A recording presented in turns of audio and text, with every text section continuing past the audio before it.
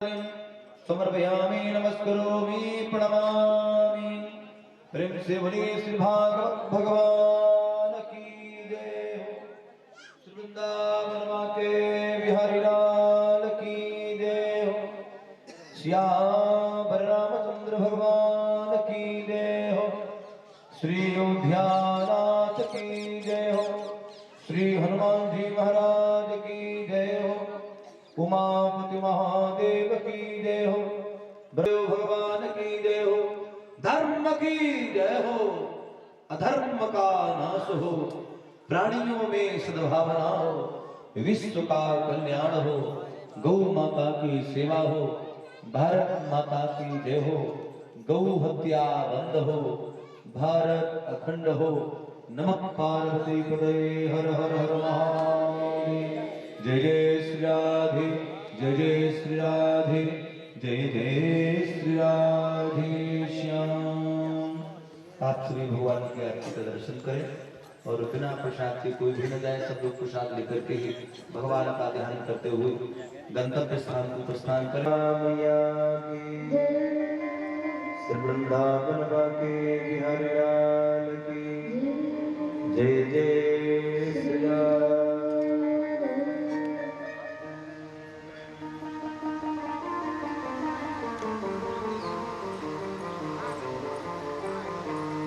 व्यासपीठ के समक्ष पधारे हुए परमात्मा संता बंधु,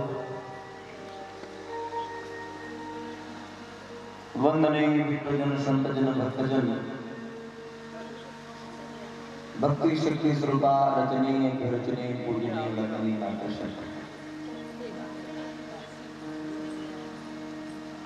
श्री हनुमान जी महाराज की भावनाओं की स्तुति में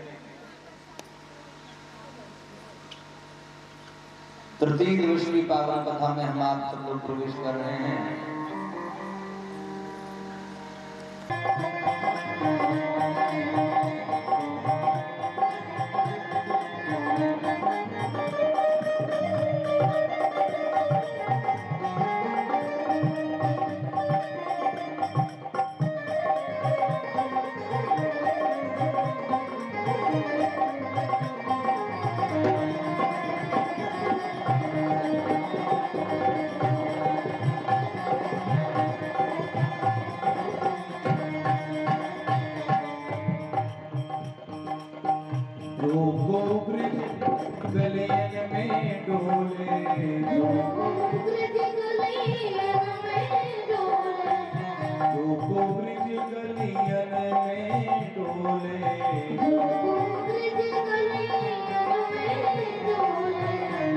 से राधे राधे बोले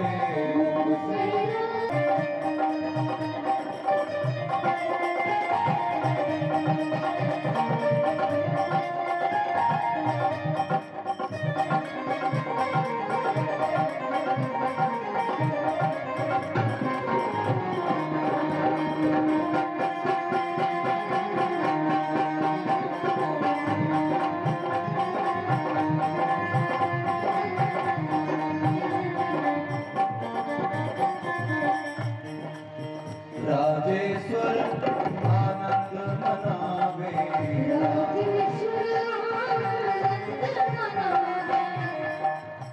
ये भजन स्वामी राजेश्वरानंद जी का है। एक बहुत अच्छे संत हुए हैं श्री वृंदावन में।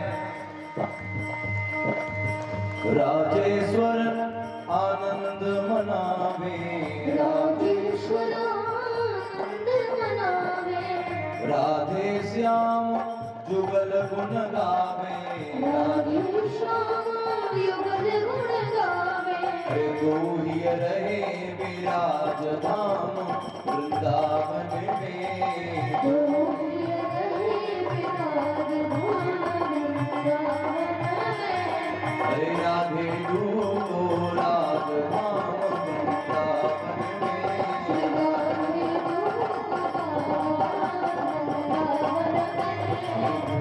यही आबाद धाम वृंदावन में।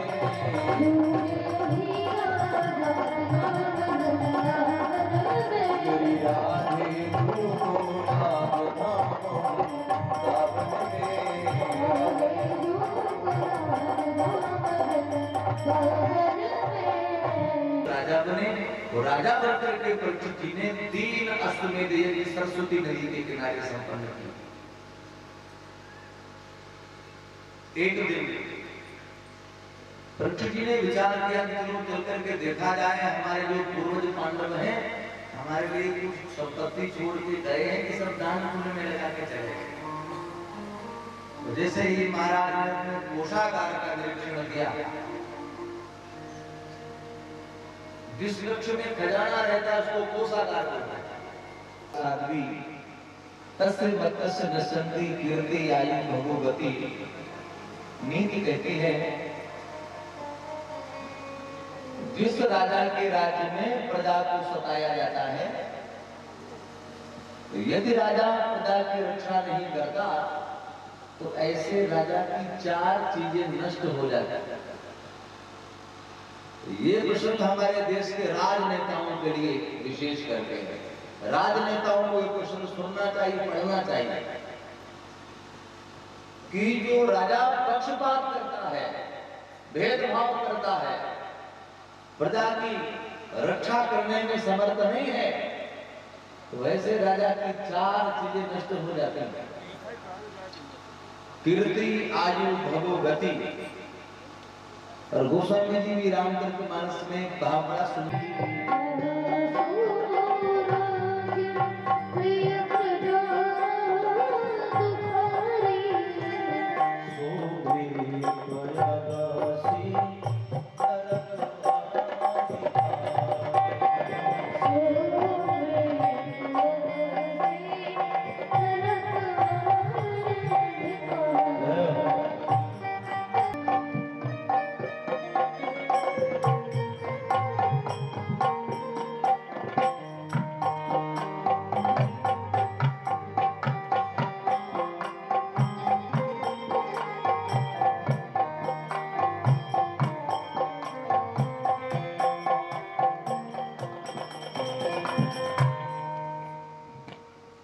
जा सुराज्य प्रिय प्रजा दुखारी। नाम पृथ्वी है। तो बैल से पूछा भाई आप कौन है? तो बैल ने कहा महाराज मैं देखने में आपको बैल लग रहा हूँ लेकिन मैं बैल नहीं हूँ, मेरा नाम धर्म है। अरे एक धर्म और दूसरा धरती। धर्म और धरती को ध्वंस करने का ये कौन पापी प्रयत्न कर रहा है? ये कौन है जो आपको पीट रहा है? तब दोनों ने कहा महाराज इसका नाम कलयुग है। जो सुना कि कलयुग है, आपने ले ली तलवार। अति दुखदाई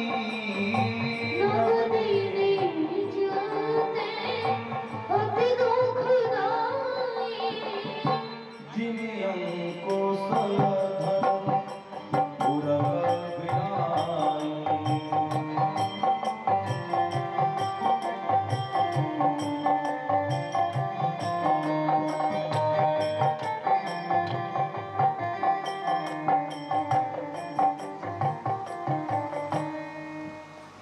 नवन नीच गए अति दुखदाई। भगवान ने गीता में अर्जुन को बताया है धातु नाम अस्मि का जन्म। धातुओं में जो सुवर्ण है ये परमात्मा की विभूति है, इसमें परमात्मा निवास करते हैं। सोना बड़ा पवित्र माना गया है। जब किसी की मृत्यु हो जाती है, जो धनाढ़ परिवार होते हैं तो क्या कहते महाराज ऐसा कहो तो सोना इनके मुख में। तो कलयुग ने कहा कि जिस सुवर्ण में परमात्मा रहते हैं मैं वहां कैसे रह सकता? जहां सूर्य रहता है तो वहां रात्रि का आगमन संभव नहीं। तो परीक्षित जी ने कहा जो सुवर्ण अधर्म अत्याचार का हो, बेईमानी का हो, माने ले जाई। राम जी अपने सखाओं को साथ में लेकर के जाते हैं जंगल में और वन मृगया नृत्य खेलने जाई। जंगल में जाकर के वो नृत्य जो है शिकार करते हैं। राम जी मृगों को मारते हैं, लेकिन किन मृगों को मारते हैं राम जी?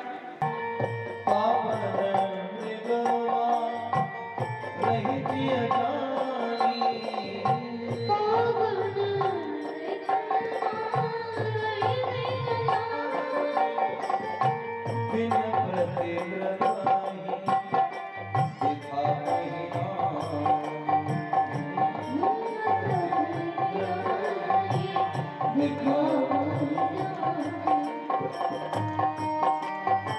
आश्रम में साधु संत रहते होंगे, साधु संत रहते होंगे तो जल की व्यवस्था होगी, तो चलो तालाब का पानी काहे को पिया जाए, आश्रम में चल करके पानी पिएंगे।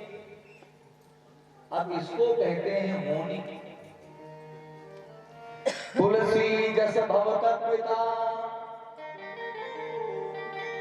तैसी मिले सहाय आप न आवे ताहाँ पर ताई तहाँ ले जा। महाराज को आश्रम नजर आया, आश्रम के पास में पहुंचे, राम की न चाहे सोई होई करे अन्यथा तस नहीं होई। राम जी जो चाहते हैं, जैसा चाहते हैं वैसा ही होता है।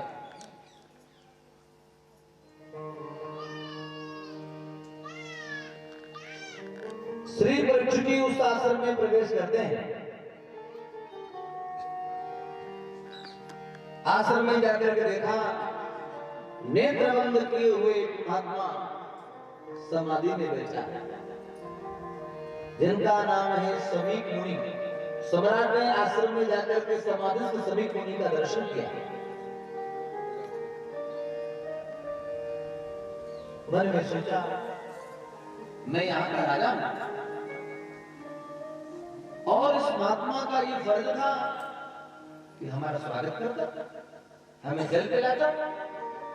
हमें मालूम पड़ता है ये महात्मा ढोंगी है, हमें जल ना पिलाना पड़े, हमारा स्वागत सम्मान सत्कार ना करना पड़े, इससे बचने के लिए इसने नेत्र बंद किए हैं। यदि ये ढोंगी है तो मैं इसकी परीक्षा लूंगा। तो अब देखिए, चढ़ने वाला सूरज भी तो समय कभी किसी का एक जैसा नहीं रहता। चढ़ने वाला सूरज भी तो इस दुनिया में भाग्य के आगे नहीं किसी का जोर चला। इस दुनिया में भाग्य के आगे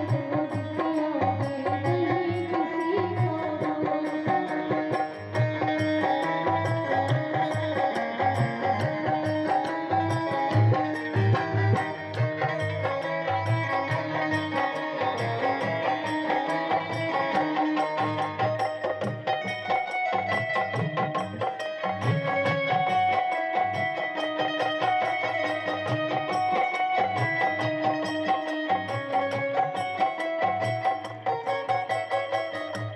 इस भजन में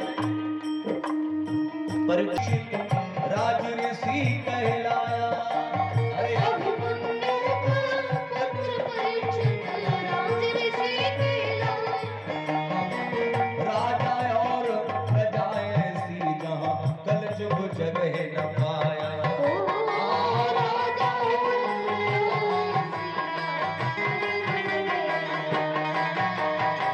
जैसा राजा धार्मिक वैसी प्रजा धार्मिक।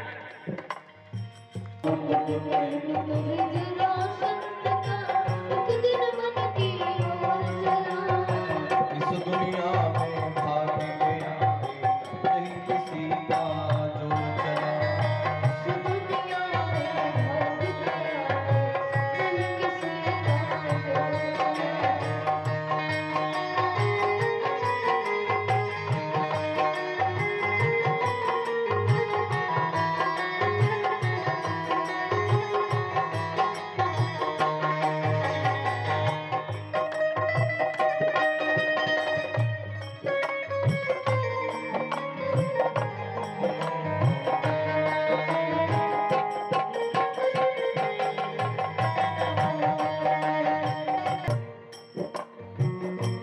अभिमन्यु का पुत्र परीक्षित राजऋषि कहलाया। राजा और प्रजा ऐसी जहां कलयुग जगह न पाया, मुकुट पहनकर जरासंध का एक दिन वन की ओर चला। इस दुनिया में भाग्य के आगे नहीं किसी।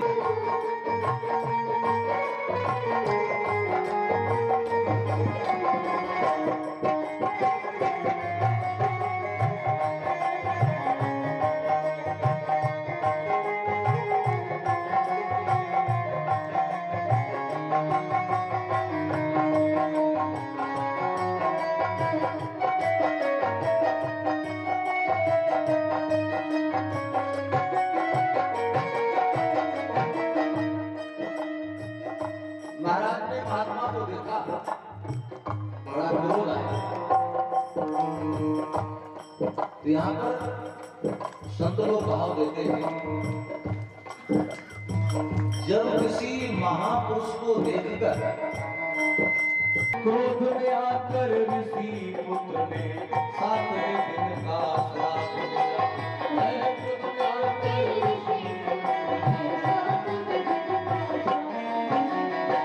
क्रोध में आकर ऋषि पुत्र ने सातवें दिन का श्राप दिया।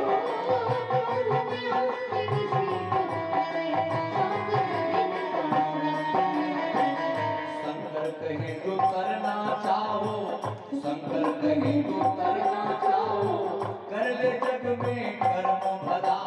शंकर कहे जो करना चाहो, कर ले जग में कर्म भला।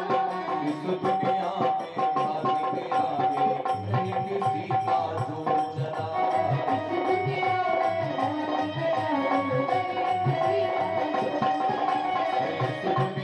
में भाग्य के आगे नहीं किसी का जोर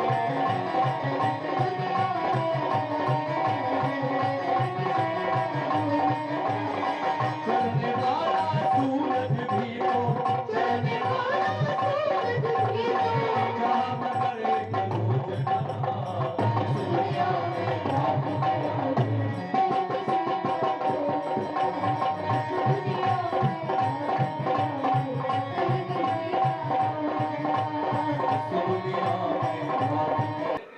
तो त्रेता वाले श्रृंगी ऋषि हैं, उनके पिता का नाम विभांडक मुनि, और जो द्वापर के श्रृंगी ऋषि हैं जिनके हम लोग कथा सुन रहे हैं, ये है समीक ऋषि के पुत्र।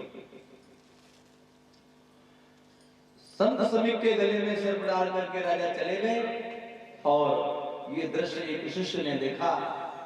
दौड़ करके आश्रम तपसी धनवंत दरिद्र रही, कल कौतुक तात न जात कही। शिष्य ने जाकर के सभी को समाचार दिया,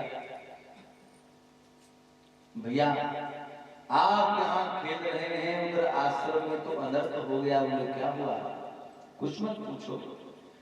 राजा परिचित ने आकर के आपके परम पूज्य पिताश्री के गले में बड़ा हुआ सर पर डाल करके उनका अपमान कर दिया। भगवत प्रेमियों, कोई भी पुत्र अपने पिता का अपमान कैसे सहन कर ले। श्रृंगी ने जैसे ही सुना, क्रोध आ गया, होठ फड़कने लगे, भ्रुकुटी तिरछी हो गई, नेत्र लाल हो गए। दौड़ करके उसने कौशिकी नदी का जल अपने हाथ में ले लिया। हाथ में जल लेकर के श्राप देने के लिए वो बालक तैयार हो गया। गंगा के किनारे आए हैं परीक्षित जी, प्रेम से बोलिए श्री गंगा मैया की जय हो। बहुत सुंदर महिमा है श्री गंगा जी की। गंग सकल मुद मंगल मूला, सब सुख करन हर भव सुला। कहीं कहीं कोट कथा प्रसंग महादेव सोनदानी, संत तुलसी की बानी, नवानी कहूँ रहे। श्री गंगा जी की बहुत बड़ी महिमा है। अरे कहे काहे कोटिक कथा प्रसंगा,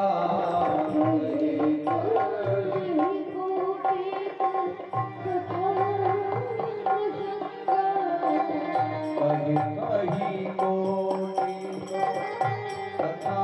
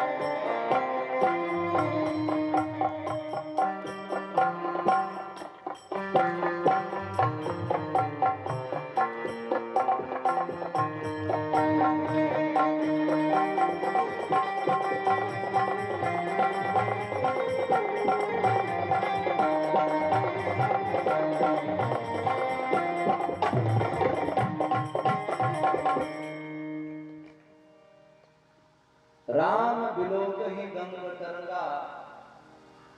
श्री राम भी जब गंगा जी का अवलोकन करते हैं, तेरी लहर मन भाई मैया तेरी गंगा मैया तेरी लहर मन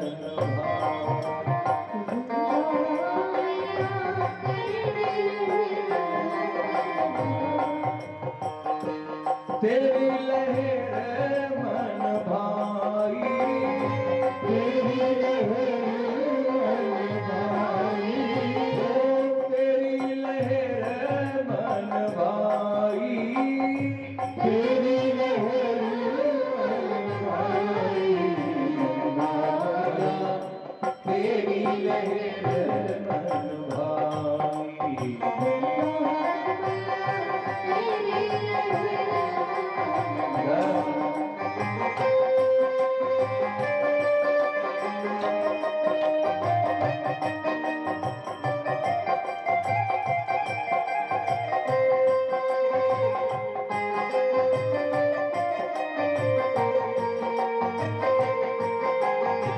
भगवान व्यासपुत्रो विदक्षया कामट मानो नपेक्षा अलक्ष्य लिंगो निजलावतुष्टो प्रतस्तवाणी अवधूत वेशा। 16 वर्ष की सुकुमार अवस्था, सुंदर काले काले घुंघराले बाल, समान उपकरण, सुंदर नासिका, सुंदर कपोल। सुनहु उमाते लोग अभागी सुनहु उमाते लोग अभागी हरि तज होई विषय अनुरागी हरि तज होई विषय अनुरागी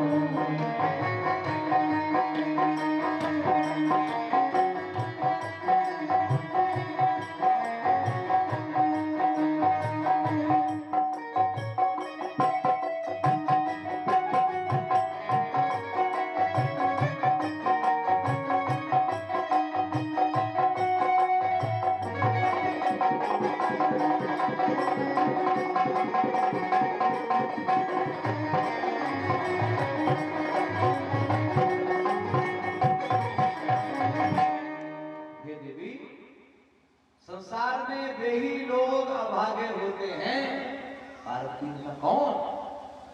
हरितज होने विषय अनुरागी।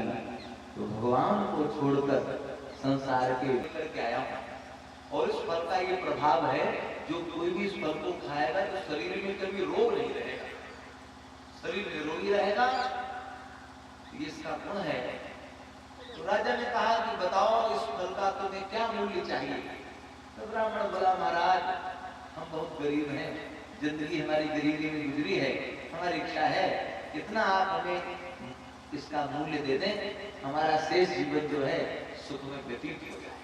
तो राजा था, कोई कमी तो थी नहीं। राजा ने वो फल तो ले लिया, उस फल के बदले 100 स्वर्ण मुद्राएं दे दी, 100 सोने की मुद्राएं दे दी, बोले ये ले जा। अब ब्राह्मण प्रसन्न हो गया, ब्राह्मण ने फिर राजा को दे दिया, मुद्रा स्वयं ले ली और जय जयकार करता हुआ ब्राह्मण चला गया। और राजा के पास में वो फल पहुंचा। राजा ने सोचा कि ये फल खा करके हम क्या करें, चलो अपनी पत्नी को खिला देते, उस पर आसक्त है, उसका शरीर निरोगी रहेगा। तो राजा ने वो अमर फल अपनी पत्नी को दे दिया और कहा देखो ये जो फल है इसकी बहुत महिमा है, ये फल तुम ही खाना, किसी और को मत देना, ये कोई साधारण फल नहीं है। रानी ने कहा ठीक है भाई। तो रानी ने वो फल ले लिया। अब राजा तो चले गए। रानी ने सोचा मैं फल खाऊं, फल खाने का विचार किया। तो राजा की जो रानी थी, जो पट्ट महिषी थी, वो अपने मंत्री को प्रेम करती थी। उसने सोचा ये फल खाकर हम क्या करें, लोगों का मैंने चरित्र लूटा, नहीं, आज के बाद ये धंधा बंद। इस फल को खाने का अधिकार केवल राजा भर्तृहरि को है। भर्तृहरि धार्मिक राजा है, वैसा धार्मिक राजा, ऐसा न्यायप्रिय राजा बार बार लोगों को नहीं मिलता। तो ये फल मैं राजा भर्तृहरि को भेंट करूंगा। उस फल को लेकर के और वो नगर वेश्या राजा भर्तृहरि के दरबार में आई और उसने आकर के कहा कि मैं महाराज से मिलना चाहती थी। महाराज को सूचना भेजी गई कि आपके नगर में रहने वाली एक नगर वेश्या आपसे मिलना चाहती है। और राजा ने उसको पहचान किया कि राजा ने कहा कि ये फल, बोले हाँ ये कैसा फल है? तो वेश्या ने कहा कि महाराज ये कोई साधारण फल नहीं है, ये अमर फल है। राजा ने कहा कि ये फल तुम्हें कैसे मिला? तब वेश्या ने पूरी कहानी सुनाई। महाराज क्षमा करें, आपके राज्य का जो मंत्री है वो हमें प्रेम करता है, तो मंत्री ने ये फल हमें ला के दिया। अब जब मंत्री का नाम बीच में आया, राजा के होश उड़े। राजा ने कहा मंत्री ने तुम्हें फल दिया? और तुरंत मंत्री को बुलाया गया। मंत्री जब आया तो राजा ने कहा भाई बात बताओ, तुम्हें ये फल कैसे मिला? मंत्री पूरी बात समझ गया और समझ गया कि आज हमें फांसी दी जाएगी। मंत्री ने कहा महाराज क्षमा करें, गलती हो गई। आपकी जो महारानी है वो हमसे प्रेम करती है। जो उसने कहा, राजा ने कहा कि मेरी महारानी तुझे प्रेम करती है? राजा के हृदय में वैराग्य आ गया, क्योंकि संस्कृत का विद्वान था। तो उसी समय राजा के मुख से एक श्लोक निकला संस्कृत का। यामि चिन्तयामि सततं मयि सा विरक्ता, साप्यन्नमिच्छति जनं सजनोऽन्यसक्ता, असमत्कृते च परितुष्यति काचिदन्या, दिगतां च तं च मदनं च इमां च मां च। राजा ने कहा हमसे बहुत भारी भूल हो गई। प्रेम का पात्र जो परमात्मा है, परमात्मा को छोड़ करके मैंने जिस पत्नी को प्रेम किया वो हमसे दूर है। और जो पत्नी मंत्री से प्रेम करती रही वो मंत्री इससे दूर है। और जो वेश्या, जो मंत्री जिस वेश्या से प्रेम करता रहा वो वेश्या मंत्री से दूर है। अरे यहाँ तो धोखा ही धोखा, यहाँ कोई किसी का नहीं है। सुर नर मुनि सब के यह रीति, स्वार्थ लाग करहि सब प्रीति। दुरंत राजा ने अपने भाई विक्रमादित्य को राजगद्दी दे दी और वैराग्य को धारण करते हुए राजा भर्तृहरि जंगल में चला गया।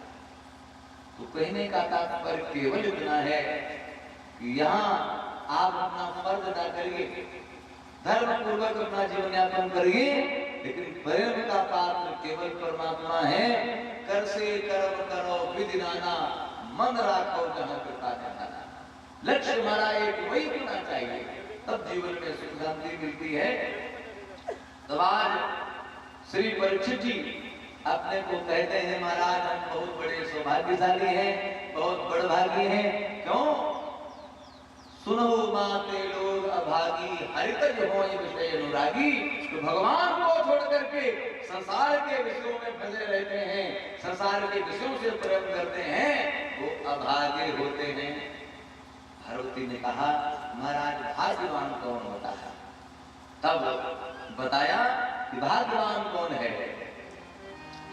सोई गुणज्ञ सोई बड़ भागी,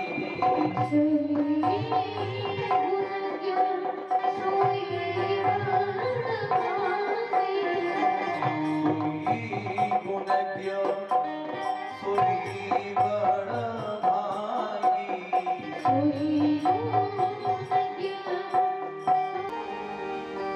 सुमन माल जिम कंठ ते, कीरत न जानहि नाम। मृत्यु के पूर्व बाली ने भगवान श्री राघवेंद्र सरकार के चरणारविंदों से प्रीति की। और कैसी प्रीति? राम चरण दृढ़ प्रीति कर बाल कीन तन त्याग। जो बाली की प्रीति भगवान के चरणों में हो गई, उस प्रीति का फल देखिए। सुमन माल जिन्हें कंठते गिरत न जाने नाम। हाथी के गले में पड़ी हुई फूल की माला यदि टूट करके गिर जाए तो हाथी को पता भी नहीं लगता। उसी प्रकार बाली के शरीर से प्राण कब निकल गए वो जान भी नहीं पाया।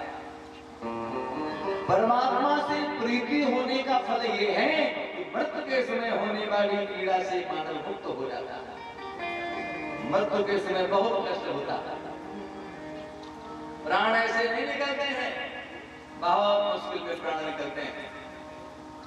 तो यदि आप ये चाहो कि हंसते हंसते मैं संसार को छोड़ करके चला जाऊं, हंसते हंसते मेरे प्राण निकल जाएं, कोई परेशानी ना हो, तो आपको ये युक्ति अपनानी पड़ेगी। परमात्मा से प्रीति करनी पड़ेगी। और परमात्मा से प्रीति तभी हो सकती है जैसे श्रद्धता जब हम परमात्मा के गुणों को, परमात्मा के चरित्रों को, परमात्मा की कथाओं को सुनेंगे तो भगवान की कथा सुनने से भगवान में हमारी प्रीति हो जाती है। जिन परमात्मा की कथा बड़ी सुंदर है, आखिर वो परमात्मा कितना सुंदर होगा। श्री सुखदेव जी ने परीक्षित जी को भागवत कथा का स्वरूप बताया और अब भागवत कथा सुनाते हैं। तो सबसे पहले श्रीमद् भागवत में सृष्टि वर्णन का प्रसंग है। भगवान ने संसार की रचना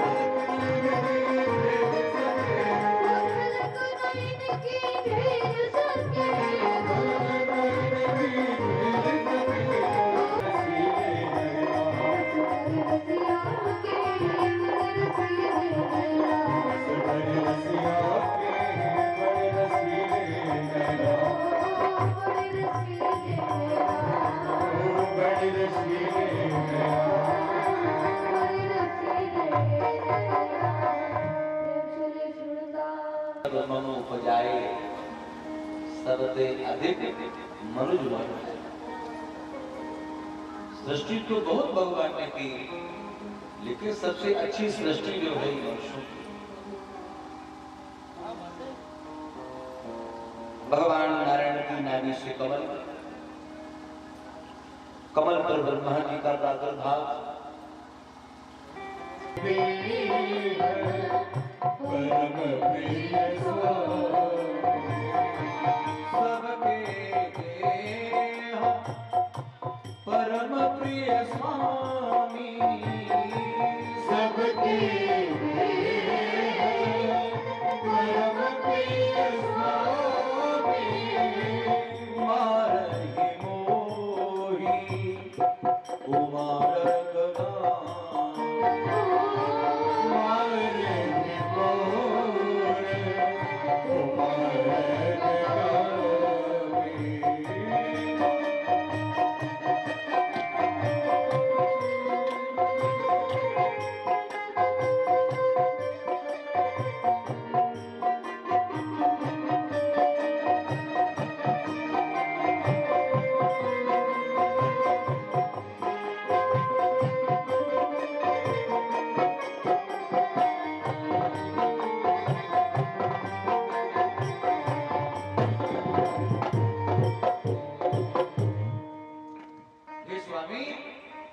सबके देह परम प्रिय, देह सबको परम प्रिय होती है।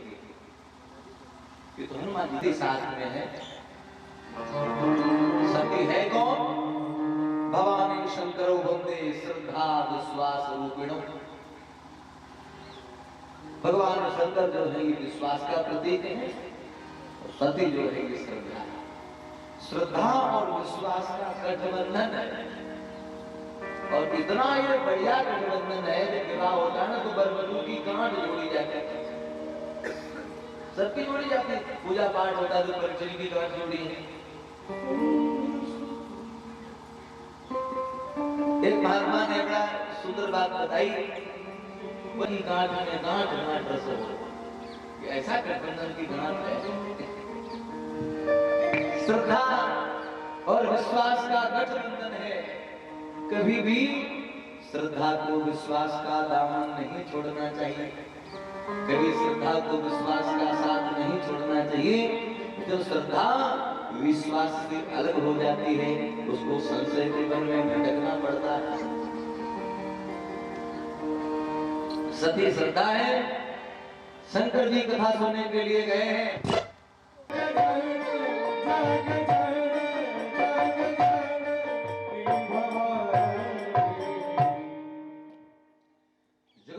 सती को साथ में लेकर के भगवान सदाशिव कथा सुनने के लिए पधारे हैं। कहां गए कथा सुनने के लिए? बोले कुंभज ऋषि पास। ऋषि कुंभज के आश्रम पर इनके 3 नाम हैं। इन्हीं का नाम कुंभज है, इन्हीं का नाम अगस्त्य है, और इन्हीं का नाम घटज है।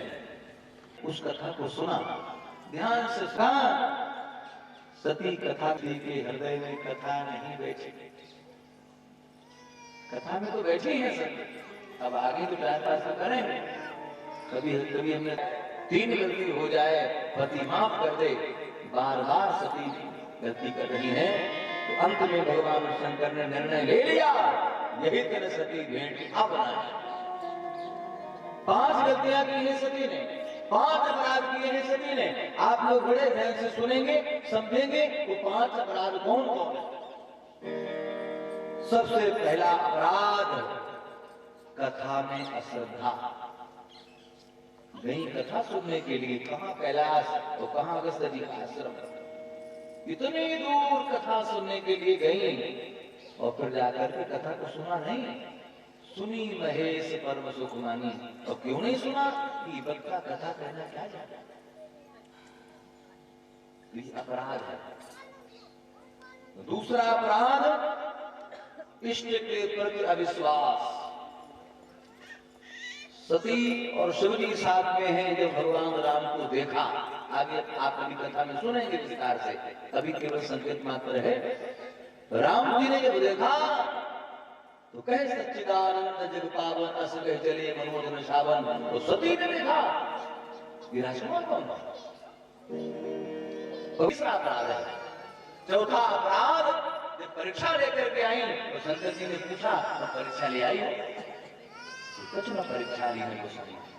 पति से असत्य भाषा, आप सब लोग सुने, सती की कथा सुन रही हो, संकल्प करके जाइए, सबसे झूठ बोलेंगे लेकिन पति से झूठ नहीं बोलेंगे। रहे नसीब स्नेह न कानी, सती ने पति की आज्ञा का अनादर किया, नहीं मानी। परिणाम आप सबके सामने है। व्यासपीठ से आप सबसे मेरा एक यही निवेदन है, कथा सुनने के लिए आए हो तो कुछ न कुछ यहां से लेकर के जाए। सती कथा में तो बैठी है, लेकिन सती के मन में, हृदय में कथा नहीं बैठी। सुनी महेश परम सुख मानी, भगवान शंकर ने भावभग्न होकर के परमात्मा की पावन कथा को सुना समझा, और सती ने कथा को नहीं सुना।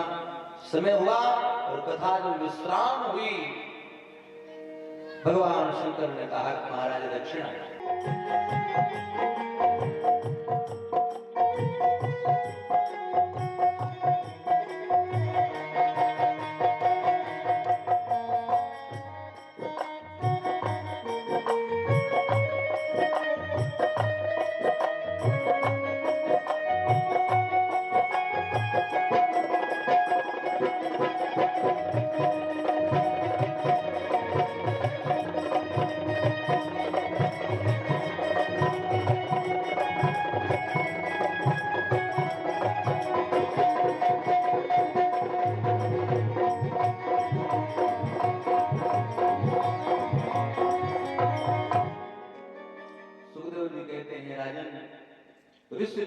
हरि भगत सुहाई कही शंभु अधिकारी पाई।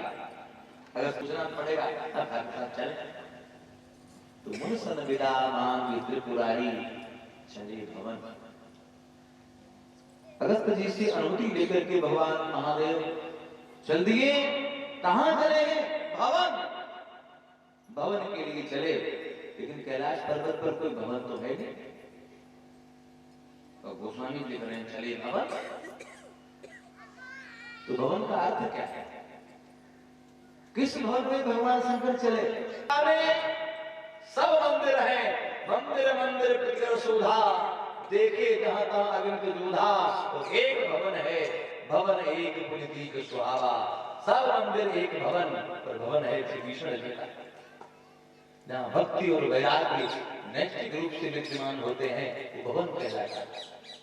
तो लोग अपने घरों में आजकल लिखवाने लगे फलाना भवन फलाना भवन। अरे भवन लिखवाने से कुछ नहीं होने वाला, भवन होना चाहिए। जहां भक्ति हो, जहां वैराग्य हो, वो भवन। दक्ष अहंकारी, आप सब जानते हैं दक्ष की जो दुर्गति हुई, तो दक्ष के धड़ पर जब शीश लगाया गया तो बकरे का शीश लगाया गया। मैना ने मैना कहा तो बोल भयो 10-20, और बकरे ने मैं कहा तो तुरंत कटाए शीश। जैसे को तैसो मिले मिले नीच कह नीच, पानी में पानी मिले मिले खींच मां खींच, सटे साटन समातरे देखी सुनती। अहंकार ठीक नहीं होता, अभिमान ठीक नहीं होता। सती दक्ष की कन्या है, तो चले भवन सन दक्ष कुमारी। दक्ष कुमारी को साथ में लेकर के भगवान महादेव चल दिए भवन के लिए।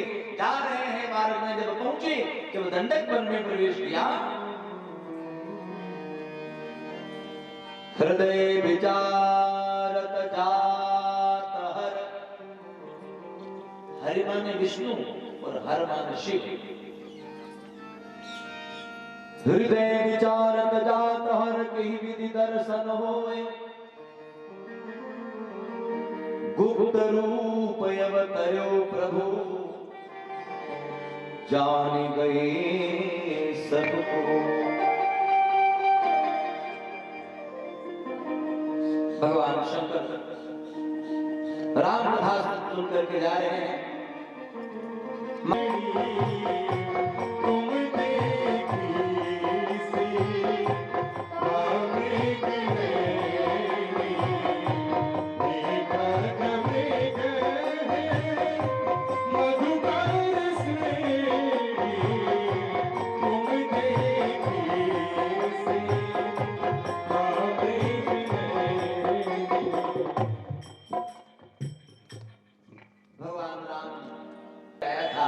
तो जब से मैंने मृगों को देखा है तो इन मृगों में हमें मारीच नजर आया। या ही वेश मन में